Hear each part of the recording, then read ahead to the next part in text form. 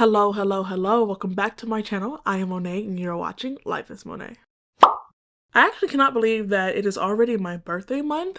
I will be turning 28 this month, and I need time to digest that. So I'm grateful that my birthday isn't until the 30th, the very last day of June. So I have the entire month to come to terms with the fact that I'm so close to 30 years old, but that's neither here nor there. There's just something about life after COVID that feels like it's happening at breakneck, full stop speed, and there's just no chance to really catch our breath. And part of me wonders if maybe time felt like it was at a standstill because we were in our house and we were, quarantined and we were doing nothing. And now that like we're past that and everybody's out and living and things are happening and we're leaving our homes, like everything feels like someone has put life on fast forward and that it's just moving so quickly, and I wish that it would just slow down. Now, not that I didn't appreciate the quarantine moment that we had, because I definitely enjoyed quarantine to its fullest, but part of me is like reminiscing and kind of hoping that will that come back? Maybe not the pandemic aspect, but just a moment to sit in our homes and just exist for the sake of existing and just pause time. That sounds so amazing. Anyways, we are here to figure out the books that I'll be reading in the month of June. May was so rocky for me. So much happened and so much of my time was consumed with just things that popped up that really wasn't expected. I'm sad to say that I didn't finish every book that was on my TBR, but I am happy to say that I read all the books that were priority reads for me, and I finally finished The Legends of the First Empire. Applaud. I'm so glad that I was able to finish that series. And there's really only 3 books that was on my TBR for the month of May that I didn't get a chance to read, but 2 of them will be on my June TBR. So, I'm gonna call it a win. I'm gonna get the jar out and let's see what's gonna happen in the month of June. I feel like every few months I have to give this a really good shake so that it gives me good prompts. I feel like 8 is just my comfort number right now, and as much as I would like to increase it, I'm still just barely being able to read all the 8 books that are on my TBR. So yeah, we're gonna stick with 8 because I don't want to push myself too far and then just ultimately fail my TBR. But honestly, I don't take my TBR that seriously. I don't take myself that seriously because this is all for funny games, and who's gonna reprimand me if I don't finish. I actually pulled a name this time, and that's Joe Abercrombie, which is interesting because I know that I wanted to continue with his series that I was reading, and I recently hauled what is it called? Best Served Cold. That was in my last book haul, I believe. And yeah, I wasn't really looking forward to reading it, but I already bought it and it's really preventing me from finishing the rest of the books that I own by him. So I will certainly be reading Best Served Cold by Joe Abercrombie. Again, I still don't really know what this one is about. Honestly though, does his books even really have a plot? His books don't have a plot that you can share without spoiling, that also wouldn't seem boring and confusing. I don't really know what to expect, but yeah, first book on the TBR. Going in for my second pull, I need to blind pick a book that I need to read or unhaul. I'm gonna use my book tracking app to do that because that's just so convenient, other than roaming around very blindly with my shelves. I'm so afraid I'm gonna fall over some stuff that I have here. So going to my book app, I have 178 books that are unread. I'm gonna click on that one and just kind of stroll. I'm gonna go down, I'm gonna go up, down some more, and then I'm just gonna tap one. Good Economics, Bad Economics. This one's interesting. Will I choose to read this? Okay, I'm not exactly sure why it showed up like that on my book app, because the title of the book is actually Good Economics for Hard Times. I believe that the author of this book is Indian. Yes, one is a Ford Foundation International Professor of Economics at the Massachusetts Institute of Technology. And then the second author of this book is a Professor of Poverty Alleviation and Development Economics in the Department of Economics at Massachusetts Institute of Technology. They previously wrote another book that I also own, and that is a radical rethinking of the way to fight global poverty, which also won an award. I bought these books at a time during my program where I was just doing a lot of self-reflection and self-analyzing on just my downfalls and just where I could grow as a scholar and just my understanding of the world. And I felt like in terms of social sciences, my weakest area was economics. And throughout my program, since I'm studying international affairs, there was a just requirement requirement for me to understand not only just basic economics, but global economics and how those things kind of tie in together. And I was searching out podcasts, and I was searching out YouTube videos, and I was searching out books and authors. And unfortunately, I never got a chance to read the book. I did read halfway through the first one, and it was like so much information coming at me at one time. And it wasn't that I was overloaded, but my reflection of what I was reading and how it was changing my perspective on the world and on poverty and the need to fight hunger and to lift up less developed nations. It was like so many like hard to swallow truths about what it means to live in a global power of a country, and what it means to participate in a system that is rich because of the fact that other countries are poor. Not that other countries are poor and we're rich and that's just the way it happens, but that gap is literally filled with the fact that they have less so that we can have more. And so it just was a moment where I just needed to put it down, because I was trying to learn about economics and not necessarily be revolutionized at the same time. It was too much for my brain. So I am going to read this book because I do feel like I'm in a place now where I have a much deeper understanding of the complexity of economics and the way it ties into different countries and our global economy. And now that we are dealing with like inflation and a debt ceiling, I feel like now I'm definitely ready to pick up this book. I needed to understand the foundations of, you know, how people perceive things and understand the so-called status quo of the rules before I broke them or before I started advocating for breaking the mode. I feel like I needed to understand the mode. So I'm actually very excited to pick this book up, and I look forward to all the things that it's going to teach me. Part of me is wondering if I should pick up the book that I stopped halfway through because that was really, really good. But I think one just talks about just poverty and like how we think about it and reshaping our perspective on it. And this one's actually so much more like informative and like how we can implement best practices of good economy during times that like we feel is very strained or rough. Not a bad start to the jar. Going in for our third pull, if I can get it open. A book with a place in the title. A book with a place in the title. Perfect book. This is actually a 5-star prediction for me, and that is The Daughters of Madurai. This is set in India, if I'm not mistaken.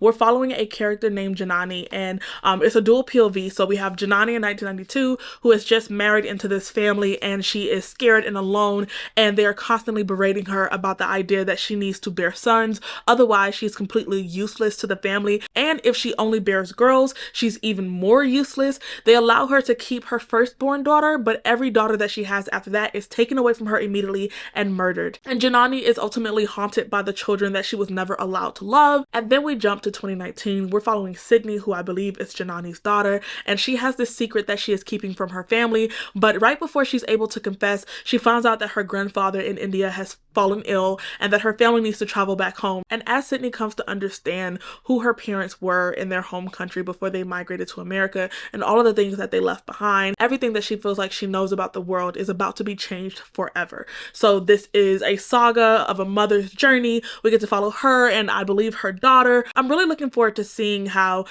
these two women will come to understand each other, especially because of their different socioeconomic backgrounds in the countries that they were raised in. I kind of expect that because we have a younger woman in 2019 living in America, she's going to have a very staunch perspective on what it means to live in a patriarchal society and a woman's place in society and whether she really has control over her life. So I expect her to be, you know, just very strong-willed, very strongly opinionated, but I'm really looking forward to following just one generation back, because we're not jumping back 30 or 40 freaking years. Like, we're going to 1992, where despite the fact that it doesn't feel like it was that long ago, it was a completely different world for women and women's place in society. Not to mention that we'll be traveling to a different country. So yeah, I expect to love this. This is a 5-star prediction, and I'm really excited for all the books that I've picked this far. I didn't know prior to filming this video what I was going to read in the month of June, and I wanted to pick a book because I need something to read right now. I finished my last read, and I just didn't know what to pick. So I was like, let me just film my TBR to have something to kind of choose from.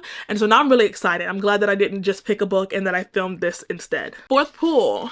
Going in for a fourth pull, I need to read a historical fiction. Wow. The irony of that. This feels as good a time as any to finally pick up Hamnet. It's been on my shelf for years. It's a historical fiction, so why not? We are in England, I believe. Yeah, England in 1580, where the Black Plague and the Black Death is just sweeping across Europe. And we're following Shakespeare and his family. And right at the peak of his career, where his plays are really starting to take off, him and his wife are hit with the unsettling news that their son has come down with the Black Death. I'm not sure if he's going to die in the book.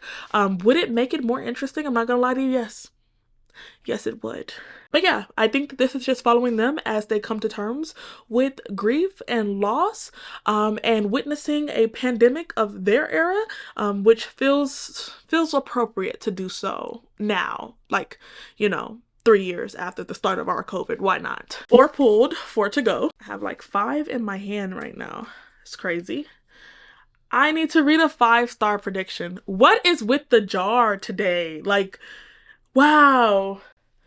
That was my 5-star prediction. I don't have another 5-star prediction. Okay, that was totally a lie. I do have a second 5-star prediction, but I didn't want to read them both in the same month. That is The God of Endings by Jacqueline Holland.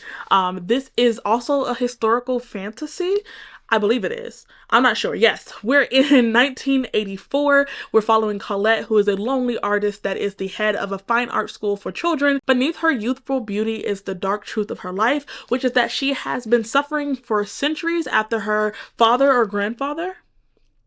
Yeah, after her grandfather's long ago decision to make her immortal like himself. Now Colette finds her life upended by the arrival of a gifted child from a troubled home, the return of a stalking presence from her past, and her own mysteriously growing hunger for food. Combining brilliant prose, sounds amazing, with breathtaking suspense, sounds really good. It's already gothic. We have vampires. It's a historical. Like, come on. This book serves as a larger exploration of the human condition in all its complexity, asking us the most fundamental question: is life in this world a gift or a curse? I really don't care about the fundamental question. I'm gonna be honest with you, but for some reason, the idea of reading about her lusting for blood sounds really interesting. Sounds really interesting. It's been a while. It's been years since I read a vampire book. I think the last book would be Empire of the Vampire by J. Kristoff. That's the last vampire book I read. But before that, it could have been really Twilight. Vampires were not really my thing unless they were very violent. You know, we haven't really had violent vampires in a while. They've just been in this like kind of goth emo, apathetic phase. So yeah, this should be interesting. 5-star prediction, but definitely more risky than the last one. 3 more to go. Let's give it a good shake. I don't know if the jar is giving me good picks or if I just have like damn good book taste when I go shopping. A mood read plus an extra pull. Okay, I don't know what my mood read is gonna be because I like to save that for the month, but I have an extra pull to do. So still have 3 left. A book with blue on the cover. A book with blue on the cover. For that prompt, I'm going to be reading The Traveling Cat Chronicles, which is a book where we follow a cat as he experiences the world. I've heard that it makes people cry. I'm not a cat person. To be honest, between me and you, don't tell nobody. I've never owned a pet in my life, so I can't say that I'm a pet person. The closest that I've come to animal companionship is a fish, a betta fish that ate all of his tank mates after PetSmart lied to me, and I had to fish Finn out of the tank. It was a very traumatic experience because I love that betta fish. We were like this. But yeah, if they tell you that there are certain fishes that can exist with a betta fish, they're lying. They're lying. Don't believe them. It cost me an arm and a leg and a little bit of my soul for that experience. That was probably too much information. Yeah, The Traveling Cat Chronicles is book number 6. 7th pull. Technically my 7th pull. I need to read a translated work. For that prompt, I'm going to be picking up The Posthumous Memoirs of Bras Cubas. This is a translated, is it Cuban or Brazilian? It's Brazilian, yes. This is a translated Brazilian classic literature novel where this man who has recently passed away is walking the readers through his life and his death from beyond the grave. He's literally dead, talking you through his life. He's very cynical, very sarcastic, very self-absorbed. I tried to read this book on audio, what was like 2 or 3 years ago, and it was really good. I really enjoyed like the narration, but it was just one that I felt like I wanted to read physically, so I ended up stopping the audiobook, grabbing me a physical copy, and then of course it just sat on my shelf forever. But I remember this book just being so funny and how he would kind of like take time to revel in his amazingness. It was just very interesting. So yeah, why not get back to it? Going in for our last pull, let's get a good one. I'm excited about my TBR this month. I hope you guys are too. I need to read a book that has ragtag friends.